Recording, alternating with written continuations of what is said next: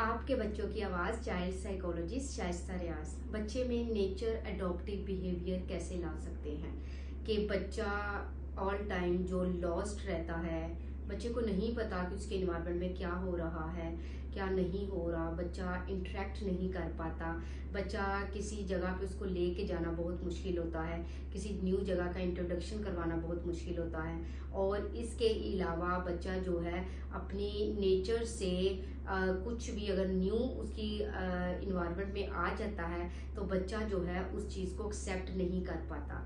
तो बच्चे के अंदर नेचर अडॉप्टिव बिहेवियर कैसे ला सकते हैं? सबसे पहले आप बच्चे के जो रिजिड बिहेवियर्स हैं, बच्चे के जो ऐसे बिहेवियर्स हैं जिसके अंदर पैटर्न्स बने हुए हैं, बच्चा एक ही तरह के पैटर्न को फॉलो करता है या एक ही तरह के इन्वायरमेंट को उसमें रहना पसंद करता है और उसके अलावा किसी दूसरे इन्वायरमेंट को या किसी और पैटर्न को फॉलो नहीं कर पाता।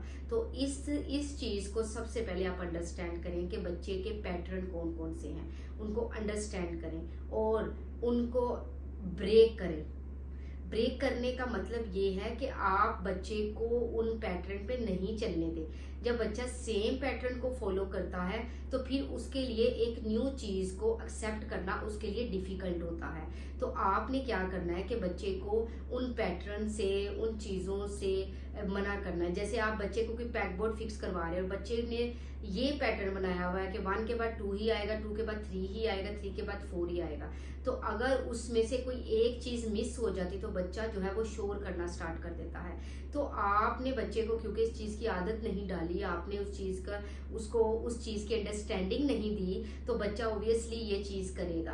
तो सबसे पहले, और इसके अलावा बच्चे ने एक ही रास्ता फॉलो किया हुआ है, एक ही तरह के कपड़े, एक ही तरह का टेक्सचर, एक ही तरह की रूटीन।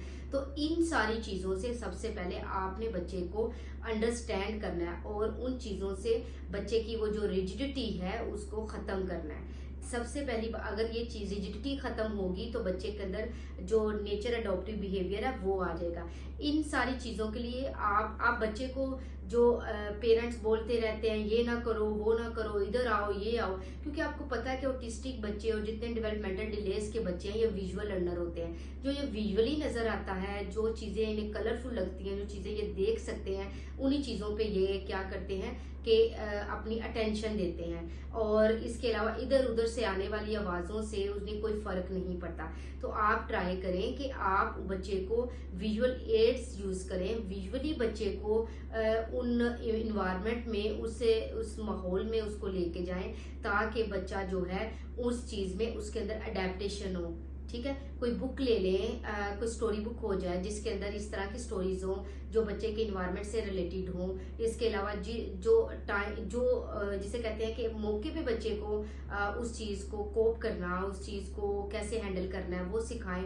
बच्चे की डिसीजन मेकिंग पावर पे काम करें, बच्चे की प्रॉब्लम सॉल्विंग पावर पे काम करें, ठीक है, उसकी स्किल पे काम करें ताकि बच्चे को इन सारी चीजों के लिए आप मेंटली प्रिपेयर किया हो। जब आप मेंटली बच्चे को प्रिपेयर कर लेते हो किसी न्यू इन्वायरमेंट में जाने के लिए, न्यू जो है जो क्या उसको कहते हैं कि नेचर में जाने के लिए, तो आप बच्चे को वो चीज, बच्चा जो है उस चीज में कोई भी डिस्ट्रक्टिव बिहेवियर नहीं शो करेगा, टेंट्रम शो नहीं करेगा अगर आपने उसे मेंटली पहले प्रिपेयर किया हो, उसको पहले ये सारी चीजों के लिए आहिस्ता आहिस्ता बताया गया हो। इसके अलावा बच्चे के साथ जो आप कम्युनिकेट करते हैं वो इफेक्टिवली किया करें। इफेक्टिवली मीन्स कि आपने कुछ भी बोलना है ना, शॉर्ट बोलना है और थोड़ा सा लाउड बोलना है और आपने ट्राई करना है कि जो बोले आपको जब लगे कि बच्चे ने वाकई सुना है, हमें पता चल जाता है ना कि बच्चा सुन रहा है कि नहीं सुन रहा, तो तब तक आपने वो एक वर्ड या 2 वर्ड में बात करनी है। ज्यादा लंबे लंबे जब सेंटेंस आप बोलते हैं और इतनी लंबी बात कर देते हैं, बच्चा तो पहले सुनता ही नहीं है। ठीक है, एक तो वो विजुअल लर्नर है, उसको ये चीजें नहीं सुनाई देती। दूसरा, आप इतनी लंबी लंबी बातें करते तो बच्चा उस पर ध्यान नहीं देता और इस तरह वो एक अपने इन्वायरमेंट में इंडल्ज रहता है। और इसके अलावा आपने एक पॉजिटिव रीइंफोर्समेंट यूज करनी है। जिस बच्चा अगर एक अच्छा बिहेवियर करता है या एक न्यू इन्वायरमेंट में कोई इस तरह का बिहेवियर, डिस्ट्रक्टिव बिहेवियर नहीं शो करता, तो आप बच्चे को रिवॉर्ड दें, रीइंफोर्स करें बच्चे को, ताकि बच्चा नेक्स्ट भी उस बिहेवियर को करने पे आमादा हो जाए। जब आप बच्चे को रीइंफोर्स नहीं करते बच्चे को, क्योंकि हर बच्चा जो है वो कोई ना कोई काम करके अपनी प्लेयर या अपनी एक फेवरेट चीज लेना चाहता है। तो जब आप बच्चे को वो चीज नहीं देते या बच्चा वो चीज नहीं गेन कर पाता तो बच्चा फिर नेक्स्ट वो बिहेवियर नहीं करता। तो काइंडली आप जो है बच्चे के बिहेवियर को ज्यादा स्ट्रेंथन करने के लिए उसको रीइंफोर्स किया करें, उसको कोई रिवॉर्ड दिया करें ताकि बच्चा उस रिवॉर्ड को हासिल करने के लिए दोबारा वो बिहेवियर करे।